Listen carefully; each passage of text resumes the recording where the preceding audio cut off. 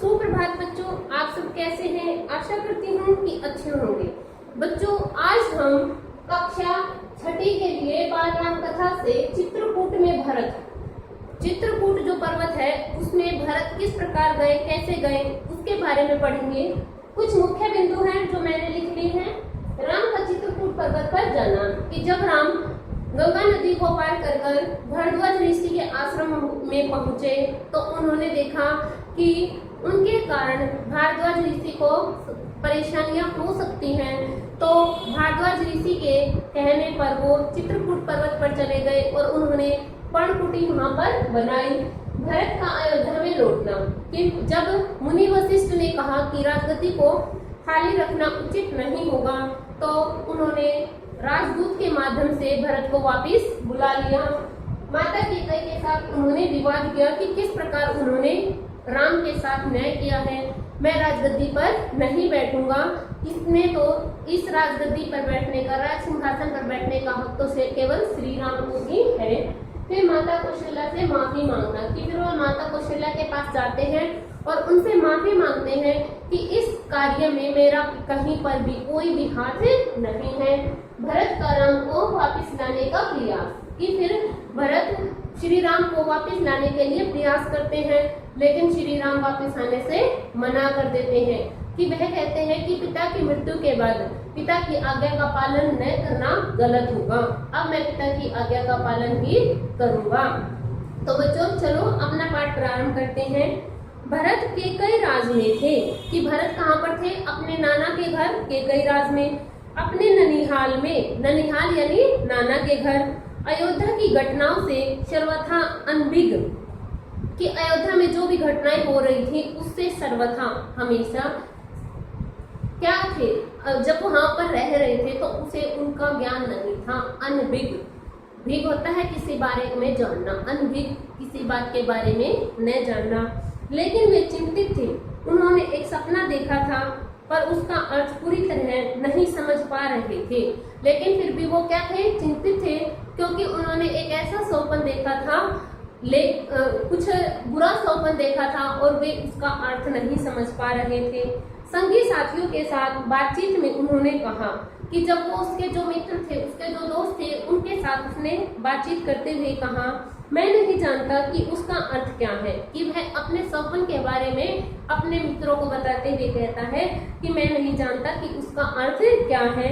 मैंने देखा कि समुद्र सूख गया, धरती चंद्रमा पर गिर पड़े, वृक्ष सूख गए, एक राक्षसी पिता को खींच कर ले जा रही है, वे रथ पर बैठे हैं, रथ गधे खींच रहे हैं। कि उसने क्या स्वप्न देखा? उसने स्वप्न में देखा कि जो समुद्र है वो सूख गया है, बिल्कुल भी इसमें पानी नहीं है, और चंद्रमा जो है धरती पर आन गिरे हैं, पृथ्वी पर नीचे आकर गिर गए हैं, वृक्ष सभी सूख गए हैं, और पिताजी को एक राक्षसी खींचकर रथ में बिठा रही है और रथ को गधे खींच रहे हैं। वैसे तो रथ को कौन खींचता है? घोड़े खींचते हैं, लेकिन उन्हें स्वप्न में ऐसे लगता है कि जैसे रथ को गधे खींच रही हों।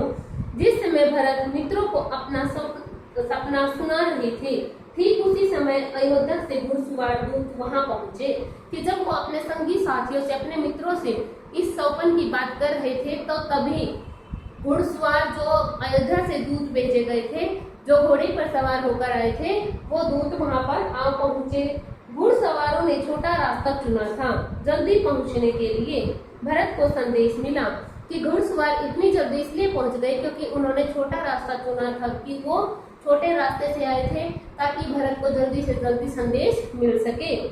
वे तत्काल अयोध्या जाने के लिए तैयार हो गए। तत्काल यानी उसी समय, कि उसी समय वो अयोध्या जाने के लिए तैयार हो गए। ननिहाल में भरत का मन नहीं लग रहा था, उचट गया था। वे अयोध्या पहुंचने को उतावले थे, कि अब ननिहाल में नाना के घर भरत का मन नहीं लग रहा था, उचट गया था, बेचैन हो गए थे और बिल्कुल अयोध्या पहुंचने के लिए उतावले थे। उतावले में जल्दबाजी थी उन्हें कि जल्दी से जल्दी मैं अयोध्या पहुंच जाऊं। कैकेयी राज ने भरत को विदा किया 100 रथों और सेना के साथ। कि कैकेयी राज ने क्या किया? उसको विदा किया और विदाई के समय 100 रथ और सेना उसके साथ भेजी। उन्होंने घुड़सवारों से अधिक समय लगा कि जब वो उन घुड़सवारों से सेना के साथ अयोध्या में जाने लगे तो उन्हें बहुत अत्यधिक समय लगा, लंबा रास्ता पकड़ना पड़ा। सेना और रथ खेतों से होकर नहीं जा सकते थे।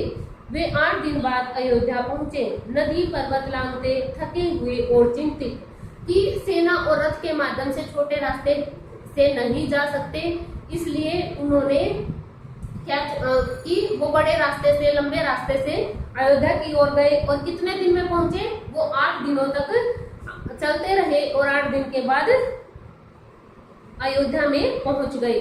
वो थके हुए थे और चिंतित भी थे। भरत ने अयोध्या नगरी को दूर से देखा कि भरत ने क्या है, अयोध्या नगरी को दूर से ही देखा। नगर उन्हें सामान्य नहीं लगा कि जो नगर था, अयोध्या नगर था, वो उन्हें सामान्य जैसा होना चाहिए था वैसा नहीं लगा, न बदला बदला सा था। अनिष्ट की आशंका उनके मन में और गहरी हो गई कि उन्हें ऐसा महसूस हो रहा था कि वहां पर कुछ बदला गया है, बदला हुआ सा है। अनिष्ट की आशंका यानी कुछ गलत होने की जो शंका थी, जो शक था, वो उनके मन में आ गया था और गहरी हो गई। यह मेरी अयोध्या नहीं है, क्या हो गया है इसे? उन्होंने पूछा। सड़कें सूनी है, बाग बगीचे उदास हैं, सब लोग कहाँ गए? वह तुमुलनाद कहाँ है? पक्षी भी कलरव नहीं कर रहे, इतनी चुप्पी क्यों? किसी ने भरत के प्रश्नों का उत्तर नहीं दिया कि वो उनसे पूछ रहे थे कि यह अयोध्या जो है सूनी सूनी है, खाली खाली सी है, सुनसान सी है, यह मेरी अयोध्या नहीं हो सकती। सड़कें भी सूनी हैं यानी खाली हैं, सभी अपने घरों में उदास बैठे हैं। बाग बगीचों में भी पक्षियों के कलरव नहीं हो रहे हैं, कलरव यानी जो पक्षी थे वो गीत नहीं गा रहे हैं। वह तुमुलनाद कहाँ है? तुमुलनाद यानी खुशी की जो ध्वनियां उत्पन्न होती थी, खुशी के कारण जो शोर उत्पन्न होता था, वह शोर कहाँ है? इतनी चुप्पी क्यों है? सब इतने शांत क्यों है? इतना शांत वातावरण क्यों है? नगर पहुंचते ही भरत सीधे राजभवन गए कि भरत जैसे ही अयोध्या में पहुंचे सीधे राजभवन में गए। महाराज दशरथ के प्रासाद की ओर, प्रसाद नहीं है बेटा, ये प्रासाद है। प्रासाद का अर्थ होता है महल। हमने श्रुति संधिनार्थक शब्द किए थे कि एक शब्द के अलग अलग अर्थ होते हैं, सुनने में समान लगते हैं लेकिन थोड़ा सा अंतर उनमें सूक्ष्म अंतर होता है। जैसे प्रसाद जैसे भगवान का प्रसाद होता है और प्रासाद यानी महल। तो भरत किसकी कहाँ पर गए? राजा दशरथ के महल की ओर। महाराज वहां नहीं थे कि वहां उन्हें महाराज नहीं मिले। फिर वे कैकेयी के महल की ओर बढ़े कि फिर वो रानी कैकेयी के महल की ओर गए। माँ ने आगे बढ़कर पुत्र को गले लगा लिया, परंतु भरत की आंखें पिता को ढूंढ रही थी कि जैसे ही कैकेयी ने भरत को देखा तो माँ ने पुत्र को गले लगा लिया, लेकिन भरत की आंखें पिता को ढूंढ रही थी क्योंकि उसने पिता के बारे में एक गलत सपन देखा था, सपना देखा था कि एक राक्षसी को रथ पर खींचकर ले जा रही है। उन्होंने माँ से पूछा, पुत्र तुम्हारे, उन्होंने माँ से पूछा कि जब उन्होंने अपनी माँ से यह पूछा कि पिताजी दशरथ कहाँ हैं, तो पुत्र तुम्हारे पिता चले गए हैं वहां जहां एक दिन हम सबको जाना है, उनका निधन हो गया है। तब माता कैकेयी से बताती है कि तुम्हारे पिता की मृत्यु हो गई है। वह बताती है कि वो जहाँ पर हम सभी को जाना है, सबका जाना निश्चित है, यानी सबकी मृत्यु निश्चित है, तुम्हारे पिताजी वहां पर चले गए हैं। भरत यह सुनते ही शोक में डूब गए, पछाड़ खाकर गिर पड़े, विलाप करने लगे कि जैसे ही उसने सुना कि पिताजी का निधन हो गया है तो यह सुनकर वो दुखी हो गए, शोक में हो गए यानी दुखी हो गए और पछाड़ खाकर गिर पड़े कि एकदम से वो गिर पड़े और विलाप करने लगे। विलाप यानी रोने लगे। माँ कैकेयी ने उन्हें उठाया, ढाढ़स बंधाया, कहा उठो पुत्र। कि माँ कैकेयी ने उन्हें बहुत ही समझाया और ढाढ़स बंधाया, ये तो संतोष दिलाया कि उसको सांत्वना दी। यशस्वी कुमार शोक नहीं करते। यशस्वी कुमार यानी एक यशस्वी राजा के पुत्र, यशस्वी जो यश को प्राप्त है, जिसने प्रसिद्धि प्राप्त कर रखी हो, उसका पुत्र शोक नहीं करता। तुम्हारा इस प्रकार दुखी होना उचित नहीं है। गुणों के विरुद्ध है, अपने को संभालो। कि रानी कैकेयी अब उसको समझाते हुए कहती है कि तुम इस प्रकार से दुखी हो रहे हो, यह इस प्रकार से दुखी होना ठीक नहीं है, राजगुणों के विरुद्ध है, कि जो राजा के एक गुण होने चाहिए यह उसके विरुद्ध है, तुम अपने आप को संभालो, तुम अपने आप को संभालने का प्रयास करो। क्या से क्या हो गया, भरत यह मानकर चल रहे थे कि पिता राज्याभिषेक की तैयारियों में व्यस्त होंगे, कि वह अब यह इस परिस्थितियों के विपरीत बताता है कि वह सोच रही थी कि राजा राम के राज्याभिषेक की तैयारियों में व्यस्त होंगे, तो कार्य में लगे होंगे, सब कुछ उल्टा हो गया। उन्होंने मेरे लिए कोई संदेश दिया, भरत ने माँ से पूछा। कि तब भरत ने अपनी माँ से पूछा कि क्या पिताजी ने मेरे लिए कोई संदेश दिया है? नहीं, अंतिम समय में उनके मुख से केवल 3 शब्द निकले, हे राम, हे सीते, हे लक्ष्मण, तुम्हारे लिए कुछ नहीं कहा। तब कैकेयी उसको व्यंग्य में बताते हुए कहती है कि राजा दशरथ ने तुम्हारे प्रति कोई भी अभिव्यक्ति नहीं की, कोई भी कुछ भी नहीं कहा, लेकिन अंतिम समय में जब वह अपना अंतिम समय गिन रहे थे उस समय उनके मुख से केवल 3 शब्द ही निकले। कौन कौन से?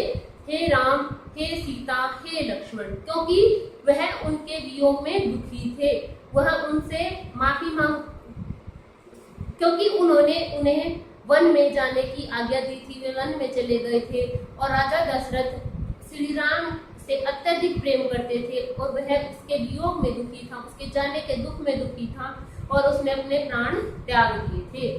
तो बच्चों, इस पाठ में हमने यहाँ तक पढ़ा कि किस प्रकार भरत के मन में आशंकाएं आती है और वह अयोध्या लौटकर इस प्रकार के प्रश्न अपनी माता से करता है और रानी कैकेयी उसको किस प्रकार से अपने विचार प्रस्तुत करती है।